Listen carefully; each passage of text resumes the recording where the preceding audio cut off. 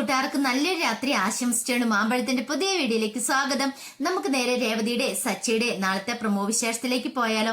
നാളത്തെ പ്രമോ വിശേഷത്തെ കാണിച്ചിരിക്കുന്ന കലാപതി മുത്തശ്ശിനെ എങ്ങനെയും കയ്യിലെടുത്തേ പറ്റുള്ളൂ. എങ്കിൽ മാത്രമേ സുധിക്കിടാനുള്ള 10 പവന്റെ സ്വർണ്ണം എടുക്കാനുള്ള പണമൊക്കെ കിട്ടുള്ളൂ. അപ്പൊ അതിന് വേണ്ടിയിട്ട് എന്തെങ്കിലും തന്ത്രങ്ങളൊക്കെ പയറ്റാൻ വേണ്ടിയിട്ട് ചന്ദ്രമതി ഇങ്ങനെ കാത്തിരിക്കുകയാണ്. അതിന്റെ വിശേഷങ്ങളും അതോടൊപ്പം തന്നെ വർഷയും ശ്രീകാന്തും തമ്മിലുള്ള കുറച്ച് നല്ല നല്ല നിമിഷങ്ങളൊക്കെയാണ് നാളെ നമ്മൾ കാണാൻ പോകുന്നത്. ഇന്ന് തന്നെ നമ്മൾ കണ്ടു ചന്ദ്രമതിയും രവീന്ദ്രനും കൂടെ അങ്ങനെ കലാപതി മുത്തശ്ശിയുടെ അരികിലെത്തുവാണ്. പക്ഷേങ്കില് ചന്ദ്രമതിക്കാണെങ്കിൽ എങ്ങനെ കലാപതി മുത്തശ്ശിനെ കയ്യിലെടുക്കണമെന്ന് അറിയത്തില്ല. ആ പണം എങ്ങനെയെങ്കിലും ഒന്ന് മേടിച്ചെടുക്കണം കല്യാണത്തിന് വേണ്ടിട്ട്. പക്ഷെ എങ്ങനെ ചോദിക്കും? ഇവരുടെ വരവോടുകൂടി തന്നെ സച്ചിക്ക് ഒരു കാര്യം ഉറപ്പായി, എന്തോ കാര്യസാധ്യതയുണ്ട്. അല്ലെങ്കിൽ ഒരു കാരണവശാലും അമ്മ ഇങ്ങോട്ട് വരത്തില്ല. അമ്മ ഇത്രയും കാലം വരായിരുന്ന അമ്മ പെട്ടെന്ന് വരണമെങ്കിൽ അതിന് പിന്നിൽ എന്തേലും ഒരു ഗൂഢതന്ത്രം കാണും.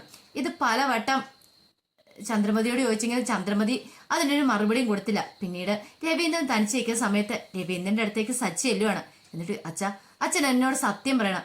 എന്താ നിനക്ക് അറിയണ്ടേ? അല്ല അമ്മ എന്തിനാ അച്ഛൻ്റെ കൂടെ ഇങ്ങോട്ട് വന്നേന്ന് പറയണം. എടാ നിനക്ക് നിന്റെ അമ്മയ്ക്ക് ഇങ്ങോട്ട് വന്നുകൂടെ എന്ന് ചോദിക്കുകയാണ്. അച്ഛാ വെറുതെ എന്നോട് കള്ളത്തരം പറയണ്ട. അമ്മ അങ്ങനെ വെറുതെ ഒന്നും വരത്തില്ലെന്ന് എനിക്കറിയാം. ചന്ദ്രമതി ഒന്നും കാണാതെ ഒന്നും ചെയ്യുന്ന ആളല്ലെന്ന് എനിക്കറിയാം. എന്തോ കാര്യമായിട്ടുണ്ട്. ആ ഒരു കാര്യം ചെയ്യാം, അന്ന് നീ പോയി കണ്ടുപിടിക്കാൻ പറയണേ. എനിക്കറിയില്ല എന്ന് പറയണേ. എന്നോട് പ്രത്യേകിച്ച് അവളൊന്നും പറഞ്ഞില്ല എന്ന് പറയണം. ഇത് കേട്ടുകഴിഞ്ഞപ്പോ സച്ചു പറഞ്ഞേ അച്ഛനും കൂടെ ഒത്തോണ്ടുണ്ട്, എന്തോ ഒരു കാര്യമാണ്, എനിക്കത് മനസ്സിലായെന്ന് പറഞ്ഞിട്ട് ഞാനിത് കണ്ടുപിടിച്ചോളാം. നമ്മുടെ സച്ചി അങ്ങോട്ട് പോവാണ്. രവീന്ദ്രൻ കൂടുതലൊന്നും പറഞ്ഞില്ല. ഇനിയിപ്പം പണത്തിന്റെ കാര്യം അറിഞ്ഞിട്ടുണ്ടെങ്കിൽ സച്ചി ഇപ്പൊ തന്നെ ഇവിടെ ഒരു ഭൂകമ്പം ഉണ്ടാക്കും. അതിന്റെ ആവശ്യമില്ലല്ലോ. അതുകൊണ്ട് രവീന്ദ്രൻ പിന്നെ ഒന്നും ചോദിക്കാനും പോയില്ല. പിന്നീട് സച്ചി നേരെ ചെന്നത് രേവതിയുടെ അടുത്തേക്കാണ്. രേവതിയുടെ അടുത്തേക്ക് എന്നിട്ട് രേവതി വിളിച്ചു, അല്ല നിന്നോട് അമ്മ വല്ലതും പറഞ്ഞാലെന്ന് ചോദിക്കും. എന്നോട് എന്ത് പറയാനാ? അല്ല നീ ഭയങ്കര ബുദ്ധിമതിയാന്നല്ലേ പറച്ചില്. ഒരു പക്ഷെ അമ്മയുടെ വരവിന്റെ ഉദ്ദേശം നിനക്ക് എന്തേലും മനസ്സിലായി കാണുമെന്ന് ചോദിക്കുകയാണ്. എന്തുദ്ദേശം? എനിക്ക് പ്രത്യേകിച്ചൊരു ഉദ്ദേശം തോന്നിയില്ല. കല്യാണമൊക്കെ അല്ലേ, അപ്പൊ ഒരു പക്ഷെ അത് അച്ഛമ്മയോട് പറയാൻ വേണ്ടി വന്നായിരിക്കും എന്നാണ്. പിന്നെ കല്യാണം പറയാനായിട്ട് കല്യാണം വിളിക്കാനായിട്ട് ആരാ വന്നത്? അച്ഛൻ തന്നെയല്ലേ വന്നേ. എന്നിട്ട് അമ്മ വന്നില്ലല്ലോ. പിന്നെ ഇപ്പൊ എന്തിനാ വന്നേന്ന് ചോദിക്കണം. എന്നാ എനിക്കറിയത്തില്ല. ഒരു കാര്യം ചെയ്യും, നിങ്ങൾ തന്നെ പോയി ചോദിക്കാൻ പറയണം. പിന്നെ ഞാൻ ചോദിച്ചിട്ടുണ്ടെങ്കിൽ ഇപ്പം എന്നോടങ്ങ് സത്യം തുറന്നു പറഞ്ഞേക്കുമല്ലേ എന്ന് പറയണം.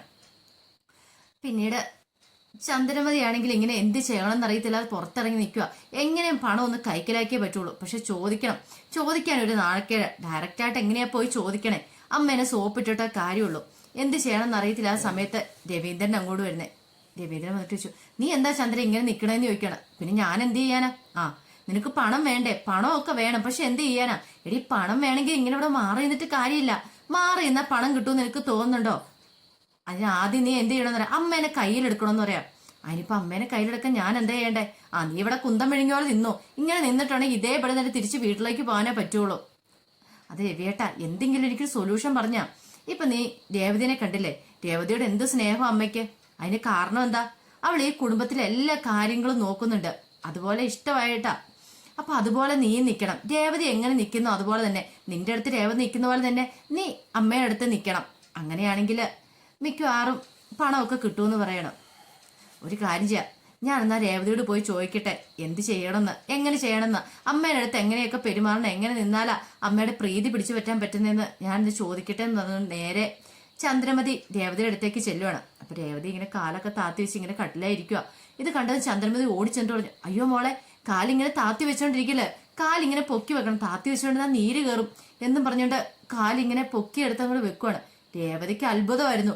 കാരണം ഇതിനു മുമ്പ് ഇത്ര സ്നേഹപ്രകടനങ്ങളൊന്നും കാണിച്ചിട്ടില്ല.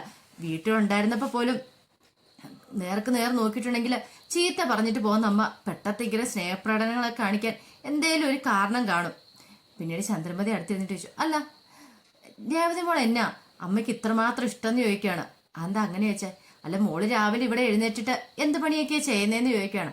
അതിപ്പോ അമ്മ രാവിലെ എഴുന്നേറ്റിട്ട് ഞാൻ അവിടെ ചെയ്യുന്ന പോലെ ഇവിടെ ചെയ്യുന്നേ. ഇവിടെ എല്ലാം അടിച്ചു വാരും, പിന്നെ ഒരു കോലം വരയ്ക്കും, അതിനുശേഷം എല്ലാവർക്കും കാപ്പി വെക്കും, ചായ വെക്കും, പിന്നെ ഉച്ചയ്ക്കുള്ള ഫുഡ് ഉണ്ടാക്കും, പിന്നെ 4 മണിക്ക്, പിന്നെ രാത്രിയിൽ ഇതിനിടയ്ക്ക് തുണി കഴുകണം, അടിച്ചു വാരണം, അങ്ങനെ പാത്രം കഴുകണം, എല്ലാം ഉണ്ടെന്ന് പറയാണ്.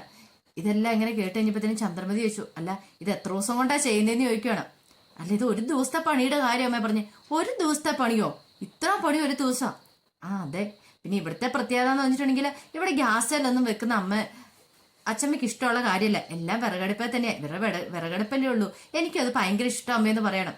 ഇത് കേട്ടതും ചന്ദ്രമതിയുടെ ഗ്യാസ് പോയി. കാരണം ഇത്രയും ജോലികള് ഇത്രയും ജോലികൾ ചെയ്ത് എങ്ങനെ അമ്മയുടെ പ്രീതി പിടിച്ചു പറ്റാൻ പറ്റും? ഓഹ്, ഓർത്തിട്ട് ഒരു സമാധാനമല്ല. ഈ സമയത്താണ് സച്ചി അങ്ങോട്ട് വരുന്നത്. സച്ചി കണ്ടു രേവതിയോട് ഭയങ്കര സ്നേഹപ്രകടനങ്ങൾ കാണിക്കുന്നത്. ഇത് കണ്ടു കഴിഞ്ഞപ്പോൾ സച്ചി ചോദിച്ചു, അല്ല അമ്മ എന്താ നീയുമായിട്ട് ഭയങ്കര ഒരു കുശലം പറയുന്നത്? ഭയങ്കര സന്തോഷത്തിലാണല്ലോ എന്ന് പറയും.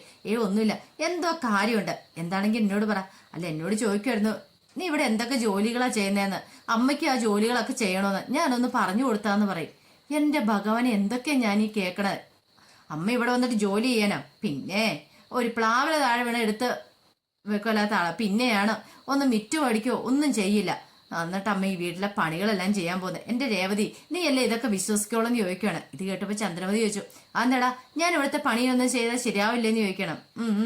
ഞാൻ ആദ്യമായിട്ട് കാണുന്നല്ലോ ചന്ദ്രമതി അമ്മേനെ, അതുകൊണ്ട് എനിക്ക് കൂടുതലൊന്ന് വിസ്തീരിക്കേണ്ടെന്ന് പറയണം എന്നും പറഞ്ഞ് സച്ചി അങ്ങ് പിറുപിറുത്തോണ്ട് അങ്ങോട്ട് പോവാണ്. പിന്നീട് കാണിക്കുന്ന വർഷ ശ്രീകാന്തിനെ വിളിക്കുന്നത്. അപ്പൊ ശ്രീകാന്ത് റെസ്റ്റോറൻറ്റിലായിരുന്നു.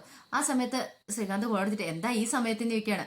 അല്ല, ആ കൊടുത്തു വിട്ട മഷ്റൂം റൈസ് നല്ല ടേസ്റ്റ് ഉണ്ടായിരുന്നു പറയാ.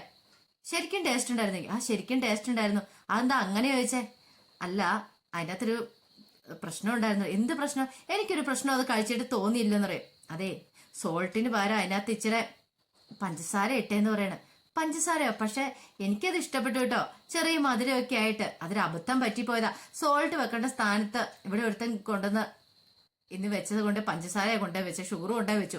അപ്പൊ അത് ഞാൻ ഇച്ചിരി എടുത്ത് ഇട്ടുപോയെന്ന് പറയണം. എന്താണെങ്കിലും അടിപൊളിയായിട്ടുണ്ടാ മെനു. ഞാൻ ഓർത്തു ഇനിയിപ്പൊ പുതിയ ഡിഷസ് എന്തെങ്കിലും കണ്ടുപിടിച്ചായിരിക്കും എന്ന് ഓർത്തെ.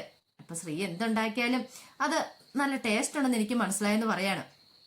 പിന്നീട് അവർ ഓരോ കാര്യങ്ങളെ കുറിച്ചെല്ലാം ഇങ്ങനെ സംസാരിക്കുന്നുണ്ട്. പിന്നീട് വർഷയോട് ചോദിച്ചു, അല്ല ഇതുവരെയായിട്ടും ഇത്രയും നാളെ നമ്മളിങ്ങനെ സംസാരിച്ചു, പക്ഷെ പേര് ഇതുവരെയായിട്ടും പറഞ്ഞില്ലല്ലോ എന്ന് പറയണം. പേരോ? അതൊരു സർപ്രൈസ് ആയിട്ട് കിടന്നോട്ടെ, അതിപ്പോ അറിയണ്ടെന്ന് പറയണം. അതെന്താ? നമുക്ക് ഇനി സമയമുണ്ടല്ലോ, അപ്പൊ നമുക്കിനി അത് കണ്ടുപിടിച്ചാൽ പോരേന്ന് ചോദിക്കണം. ശരി, മനസ്സിലായെന്ന് പറയണേ. പിന്നെ അന്ന് ഞാൻ കോള് വെച്ചേക്കട്ടെ എന്ന് ചോദിക്കും. അതെന്താ? ഇനി ഇവിടെ കത്തി വെച്ചോണ്ടിട്ടുണ്ടെങ്കിലേ ഇതിന്റെ ഓർഡർ വന്ന് എന്നെ പുറത്താക്കുമെന്ന് പറയും. അല്ല, അപ്പൊ അത് സ്വന്തം റെസ്റ്റോറന്റ് അല്ലേന്ന് ചോദിക്കും. ഈ സ്വന്തമൊന്നും അല്ല, ഞാൻ ഇവിടെ ട്രെയിനിയായിട്ട് കേട്ട് കുറച്ച് നാളായിട്ടുള്ളൂന്ന് പറയാണ്. ഇനി എനിക്ക് ഒരു 5-6 മാസം കഴിയും വേണം സ്വന്തമായിട്ട് റെസ്റ്റോറന്റ് ഒക്കെ തുടങ്ങാൻ. കൊള്ളാം, അങ്ങനെ തുടങ്ങുവാണെങ്കിൽ അവിടുത്തെ സ്ഥിരം കസ്റ്റമർ ഞാനായിരിക്കും എന്ന് പറയാണ്. കോള് വെക്കാൻ നേരത്ത് പെട്ടെന്ന് വർഷം പറഞ്ഞ, അതെ ഒരു കാര്യം, അതെ ഇപ്പൊ എന്റെ പയ്യൻ അങ്ങോട്ട് വരും, കയ്യിലൊരു കവറും കാണും, അത് മേടിക്കണം എന്ന് പറയാ. കവർ? അതെന്താ? അത് വാങ്ങിയിട്ട് ഇഷ്ടപ്പെട്ടെന്ന് പറയണമെന്ന് പറയാണ്. ആ സമയത്ത് ആ പയ്യൻ അങ്ങോട്ട് കൊണ്ടുവന്നിട്ട് ശ്രീകാന്തിന്റെ ഒരു കവർ അങ്ങോട്ട് കൊടുക്കുകയാണ്. ശ്രീകാന്ത് നോക്കിയപ്പോ ഒരു ഗിഫ്റ്റ് പാക്കറ്റാ. ഇതിനകത്ത് എന്താന്ന് ചോദിക്കുക. അത് പൊട്ടിച്ചു നോക്കാൻ പറയാണ്. അങ്ങനെ ശ്രീകാന്ത് അത് പൊട്ടിച്ചു നോക്കി കഴിയുമ്പോഴത്തേന് അതിനകത്ത് നല്ല ഭംഗിയുള്ള ഒരു കപ്പായിരുന്നു. അപ്പൊ ആ കപ്പയിൽ ഇങ്ങനെ നല്ല ഭംഗിയായിട്ട് ഇങ്ങനെ ഇത് വേൾഡ് ബെസ്റ്റ് ഷെഫ് എന്നൊക്കെ പറഞ്ഞുകൊണ്ട് എഴുതി വെച്ചിട്ടുണ്ടായിരുന്നു. എന്നിട്ട് ഇത് കണ്ടു കഴിഞ്ഞപ്പോ തന്നെ ശ്രീകാന്ത് ആ കപ്പ് നല്ല സൂക്ഷ്മതയോടെ നോക്കി. ശ്രീകാന്തിന് ഭയങ്കരമായിട്ട് ഇഷ്ടപ്പെട്ടു. അങ്ങനെ കപ്പ് ഇഷ്ടപ്പെട്ടോ നോക്കി. ഇഷ്ടപ്പെട്ടെന്നൊക്കെ പറഞ്ഞതിന് ശേഷം വർഷ പറഞ്ഞു, അതെ എന്നും ഇനി ആ കപ്പിനകത്ത് വേണം കേട്ടോ ചായ കുടിക്കാനെന്ന് പറയാം. അത് കൊള്ളാലോ. അതെ, എനിക്ക് അത്രയ്ക്ക് ഇഷ്ടപ്പെട്ടു നിങ്ങളുണ്ടാക്കുന്ന ഓരോ ഫുഡും. അതുകൊണ്ടാ, നിങ്ങളോടുള്ള സ്നേഹം കൊണ്ടാ ഞാനത് തന്നേന്ന് പറയാണ്. ഇത് കേട്ട് കഴിഞ്ഞപ്പോൾ സ്ത്രീ പറഞ്ഞു, അത് കൊള്ളാലോ എന്ന് പറയാണ്. അപ്പൊ വർഷ പറഞ്ഞു, അതെ ഈ കപ്പ് അത് ചായ കുടിക്കുമ്പോഴല്ലേ എന്നെ ഓർക്കണം, അതിന് വേണ്ടിയിട്ടാന്ന് പറയാണ്. ഇത് കേട്ട് കഴിഞ്ഞപ്പോൾ ശ്രീകാന്ത് ഒന്ന് ചിരിക്കുവാണ്. അപ്പൊ അതിന്റെ വിശേഷങ്ങളൊക്കെയാണ് നാളെ നമ്മൾ കാണാൻ പോകുന്നത്. അപ്പൊ ആ വിശേഷങ്ങൾക്കായി നമുക്ക് എല്ലാവർക്കും കാത്തിരിക്കാട്ടോ. ഒരിക്കൽ കൂടി എല്ലാവർക്കും നല്ലൊരു രാത്രി ആശംസിച്ചുകൊണ്ട് നിർത്തുന്നു. നന്ദി.